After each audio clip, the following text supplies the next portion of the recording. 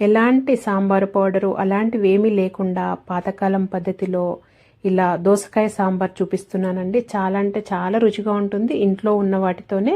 ఇక్కడ నేను 3/4 కప్పు కందిపప్పు తీసుకున్నాను. 1/4 కప్పు శనగపప్పు తీసుకోవాలి. ఇలా 2 కలిపి తీసుకోవాలండి. కుక్కర్లో వేసుకుంటున్నాను. పప్పు వేసుకొని ఒక 2-3 సార్లు మంచిగా కడుక్కున్నాను. దీంట్లో 2.5 కప్పులు నీళ్లు వేస్తున్నానండి నేనైతే.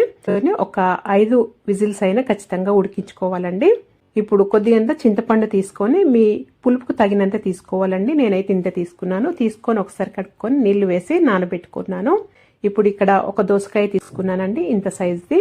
నేను మొత్తం వేసాను. అలాగే ఒక ఉల్లిపాయ, ఒక 2 టమాటాలు, 4-5 పచ్చిమిర్చి, కొద్దిగంత కరివేపాకు, ఒక 3 రెబ్బలంతా కరివేపాకు, ఇలా అన్ని కట్ చేసి పెట్టుకున్నాను. ఇలా కొద్దిగా వేడిగా ఉన్నప్పుడే ఈ పప్పు గుత్తితోని ఈ పప్పుని మెదుపుకోవాలి. ఇప్పుడు అది మెదుపుకొని పక్కన పెట్టుకోవాలి. ఇప్పుడు పొయ్యి పైన ఒకటి పెద్ద గిన్నె పెట్టుకొని 1 టేబుల్ స్పూన్ నూనె వేసుకోవాలి. వేసుకొని కొద్దిగంత ఆవాలు, జీలకర్ర వేసుకోవాలి. ఇక్కడ ఎండుమిరపకాయలు ఇవి వేస్తున్నానండి నేనైతే. వేసుకొని ముందుగా వీటిని వేయించుకోవాలి. మనము ఉల్లిపాయలు, అలాగే పచ్చిమిర్చి, కరివేపాకు వేసుకోవాలి. ఈ 3 కొద్దిగా వేగాలండి. ఇవి కొద్దిగా వేయించుకున్న తర్వాత ఇప్పుడు మనము దోసకాయ ముక్కలు, అలాగే టమాటా ముక్కలు వేసుకోవాలి. మనము దీంట్లో పసుపు వేసుకోవాలి. 1/4 టీ స్పూన్ పసుపు వేస్తున్నాను. ఇది ఇంట్లోనే చేసుకుందండి, మన ఛానల్లో ఉంది, కావాలంటే చెక్ చేయండి పసుపుది కూడా.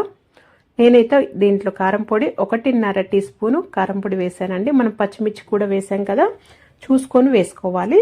ఇప్పుడు ముందుగా ఒక 1 టీ స్పూన్ ఉప్పు వేసుకోవాలండి. దీంట్లో 1/4 టీ స్పూన్ ఇంగువ వేసుకోవాలి. ఉప్పు అనేది ఒక 1 టీ స్పూనే ఇప్పుడు వేసుకోవాలండి, తర్వాత మళ్ళీ వేసుకోవాలి. ఇలా ఉప్పు ఇప్పుడు వేసుకొని చేసుకోవడం వల్ల ముక్కలు అనేది చప్పగా ఉండకుండా చాలా రుచిగా ఉంటాయి. తర్వాత ఇది మనం చింతపండు రసం తీసి వేసుకోవాలి. మెదుపుకొని పెట్టుకున్నాం కదా, దాంట్లో నీళ్లు వేసి పెట్టానండి కొద్దిగా. ఆ పప్పుది కూడా వేసుకోవాలి. ఇప్పుడు మీ రుచికి తగినంత ఉప్పు వేసుకోవాలండి. మళ్ళీ నేను 2 టీ స్పూన్ల ఉప్పు వేసాను. అలాగే కొద్దిగా బెల్లం ముక్క వేసానండి. ఈ బెల్లం వేసుకోవటం వల్ల రుచి చాలా బాగుంటుంది. కొద్దిగానే ఇప్పుడు తగినన్ని నీళ్లు వేసుకోవాలి. ఇక్కడ ఒక చిన్న రోలు తీసుకొని ఒక 10-12 వెల్లుల్లిపాయలు తీసుకోవాలి. ఇలా పొట్టుతోనే తీసుకోండి. ఒక 1 టీ స్పూన్ వరకు పచ్చి జీలకర్రనేనండి, ఇది వేయించింది కాదు, పచ్చి జీలకర్ర ఒక 1 టీ స్పూన్ వేసుకోవాలి.